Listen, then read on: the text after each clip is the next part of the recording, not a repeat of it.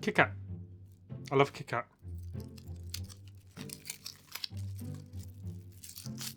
I don't like foil. Foil kind of gets everywhere, especially when it's hot. It sticks to the Kit Kat like that. Don't really like that. I love the taste.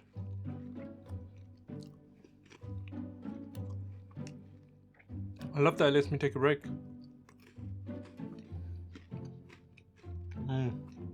That's good. That's really good. I could eat Kit Kat all the time if it wasn't so bad for your teeth. Another thing I don't like, it gets sticky. I'm gonna go wash my hands. Then I'm gonna talk about the iPhone 12, and yeah, that's it. We're gonna talk about the iPhone 12 again.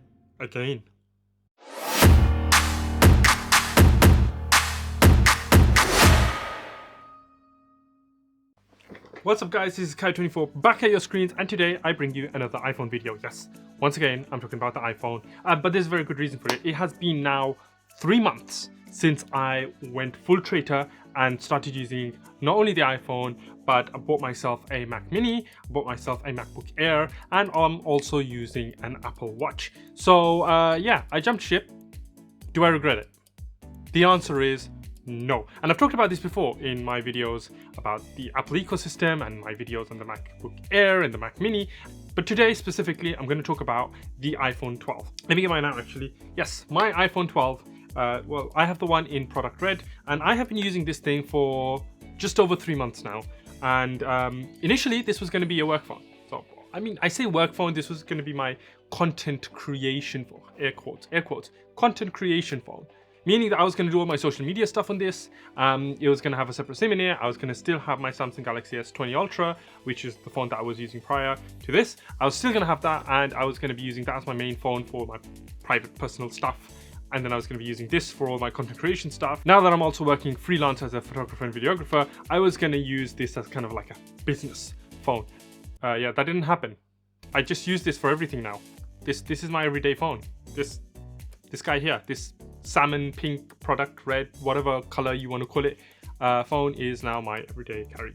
Now the question is, has my opinion on the iPhone changed after using it for just say 3 months, which is a pretty decent amount of time to kind of experience a new device, play around with it. You know, when I first did the review, I only used it for like a week or two, so I didn't manage to get the kind of full experience, let's say, the full iPhone experience.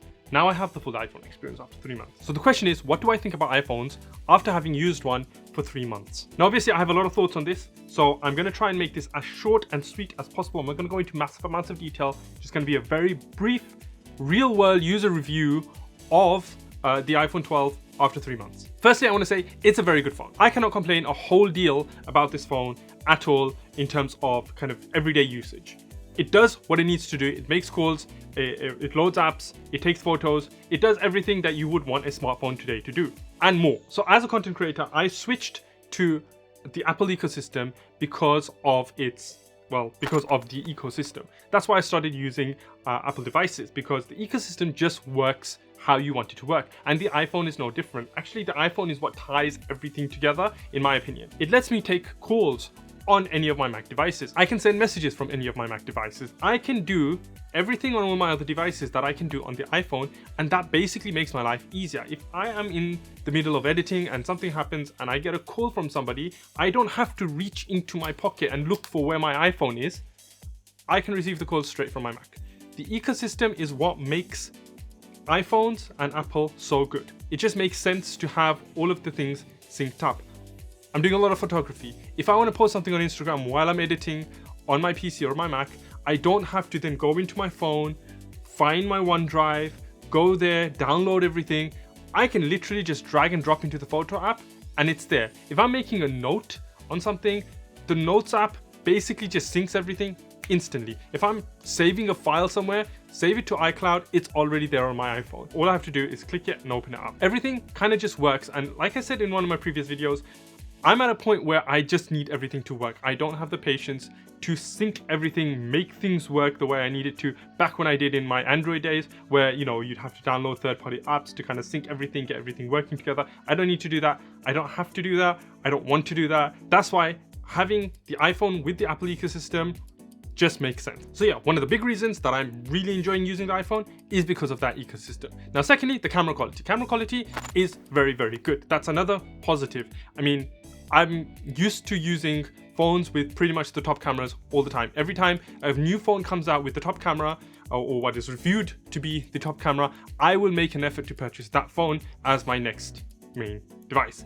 Samsung Galaxy S20 Ultra at the time had the best smartphone camera on the planet, which soon got overtaken, but at the time it was the best smartphone camera. However, now I'm not really as fussed. As long as the camera is good quality, it works. And the iPhone 12 camera is amazing. It is very, very good. It has the same main camera module as the iPhone 12 Pro and the iPhone 12 Pro Max and the iPhone Mini. So the cameras across the board are pretty much the same. iPhone 12 Pro and iPhone 12 Pro Max have extra features such as the, I think it's called Apple RAW. I'll put a note down here as to what it's actually called, but you can take photos in RAW, which I'm a little bit disappointed about that I can't do with the iPhone. However, it's not a massive deal. Nowadays, when I'm taking photos, I kind of pull out my mirrorless camera anyway, so it's not a huge deal. But for those quick snaps, for those kind of in the moment shots where I just need to quickly take my phone out, take a photo of something, if I'm taking a photo of something to send to somebody that I've seen, something funny or something interesting, this more than does the job. Images are clear, coloring is very, very good. High quality images. I really can't complain about the camera. It's a good camera. It's not just a good camera, it's a very good camera. It might not be the best, but it's still a very, very good camera. And obviously with the camera comes the ability to directly access that camera within social media apps, which has been a massive lifesaver, because if I'm posting things like TikTok videos or quick snaps on Instagram stories, then I can use the camera directly without having to take the photo outside, import it in, and then upload it to whatever I'm uploading it to. It just makes life a lot more simple, and that was one of the main reasons why I got this phone. Next up is the design and the size. I'll start with the size because that's another reason I really like it, is I can hold this with one hand, I can use it with one hand. It's a lot smaller than the Galaxy S20 Ultra was. It's not as small as the iPhone 12 mini, which is what I had originally bought, but I then returned that because that was just a little too small for me. I just didn't feel comfortable using something that tiny. Maybe if I gave it a little more time, it would have been fine, but you know, my thumbs are slightly big and tubby, and you know, when I'm typing, I already struggle a little bit on the iPhone 12 because I'm so used to having the bigger screen. But to be very honest, this size is perfect. Fits in my pocket, fits in my hand. I can use it one-handed. You know, it's nice, it's slim, it's flat. I really like the flatness. Like more phones should be made flat like this. It's just really nice. I love how it feels in my hand. So that's really, really good. The design overall is really good. One thing that I don't like about the design is the glossy back, because fingerprints. I'm really OCD. I don't know if that's the right term to use, if that's appropriate, but I have a thing for keeping my devices clean. I cannot stand using dirty, smudged devices, phones, laptops, PC screens, whatever. Everything has to be nice and clean. I've got a thing for that.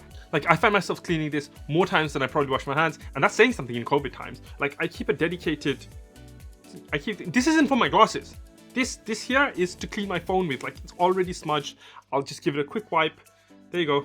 Screen's nice and clean, and there you go. Pop back into my pocket. Something like that stays on me all the time, whether it's in my blazer pocket, which I don't actually wear my blazer all the time. I'm just wearing it for the videos, but it's an aesthetic, right? It's a look.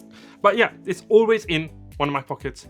I probably have one in every single one of my jacket pockets, blazers, trousers, everything. I have loads of these microfiber cloths that I just keep everywhere, and like I said, they're mainly to clean my phone with. They're not even for my glasses. Next up, the screen quality itself is really, really good. You get crisp images. I do a lot of editing on this when I'm in bed. If I'm trying to edit something in Instagram and Lightroom, the colors and stuff are really, really good and vibrant. You know, you can tell the tones of the colors, everything, screen resolution, everything is fantastic. You know, I really can't complain. I use it a lot to watch YouTube videos and stuff like that whilst on the go, especially. So for all my social media consumption and everything, the screen resolution, size, and quality is fantastic. Again, I'm not going to go into really detailed specs about that because I've covered a lot of that in my previous videos. But yeah, screen, fantastic.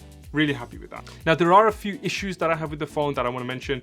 Number one is the keyboard. I really don't like the iPhone keyboard, or the Apple keyboard in general.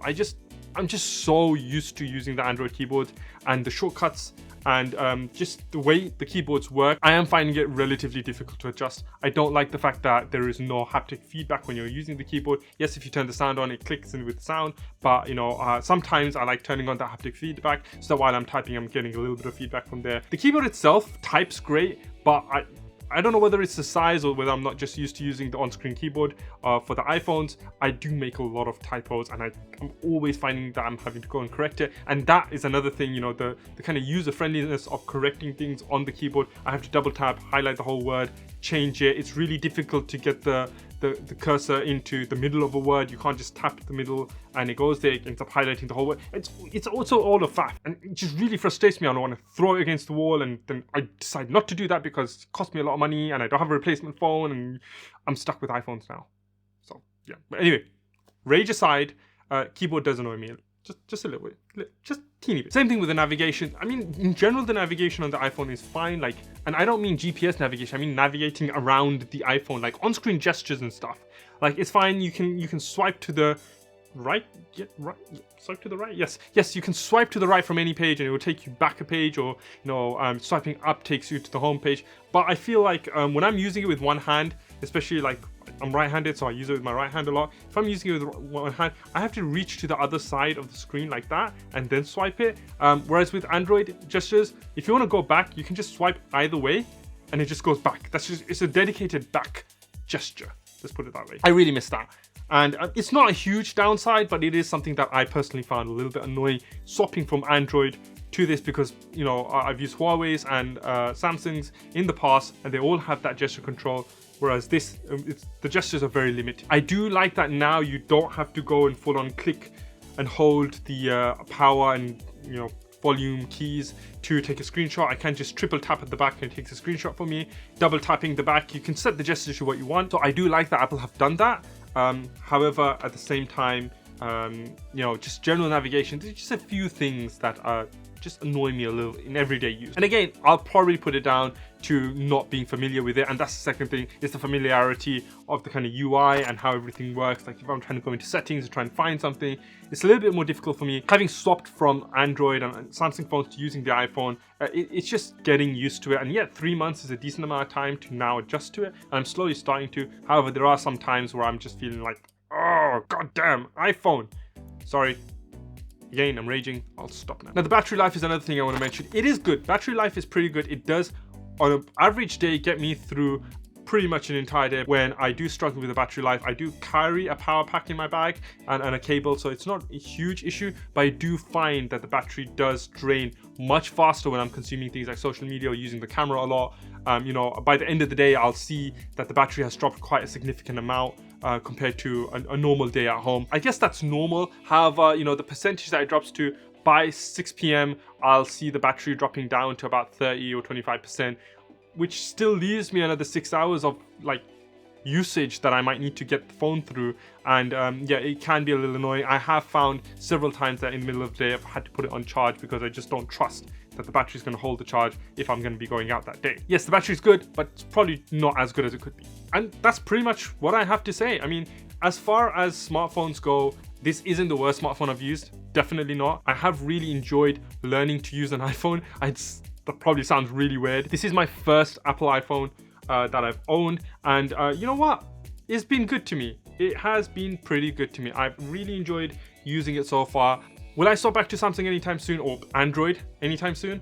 Probably not, purely because of the ecosystem. The ecosystem that Apple provides is fantastic. Do I still think that Apple is superior to Windows and Android? No, not by any means. There are Android and Windows devices out there that probably are far superior to Apple. There are definitely smartphones that are better than the iPhone, 100%. However, just for convenience sake, I'm probably going to be using the iPhone from here on out until the foreseeable future. And that's it, guys. For anybody who is trying to decide whether to get an iPhone or not, I hope this video was useful to you. I hope my comment was useful to you. If you want to check out the initial review I did of the iPhone 12 mini, which kind of counts exactly the same for the iPhone 12 because they're pretty much the same phone except one smaller than the other, then I will put a link up there for you guys, so go check out that video. However, if you're trying to make a decision as to whether you want to swap to an iPhone long term, I hope this video was useful to you. I hope my comments and remarks and my review of the phone was beneficial and it helps you make a decision whether you choose to get it or not. I will leave you guys there. Thank you so much for watching my videos, guys. If you did enjoy it and if it was beneficial to you, then do hit that like button down below. It means a lot. It tells me whether you guys are enjoying my videos or not, and it helps me make better content for you guys as well. And similarly, if you enjoy my content in general, then make sure you hit that subscribe button. I appreciate every single one of you who is subscribing, and for the majority part, most of the people watching my video aren't subscribed to me. So hit that subscribe button, show your love, and if you want to see when my new videos are coming out, hit that notification bell as well. It will tell you exactly when I post a new video, which is roughly once a week. So until next week, guys, this is Kaya24 signing out. Now I gotta go pick up all the pieces from the floor from the Kit Kat that I destroyed. So I'm gonna do that. Bye bye.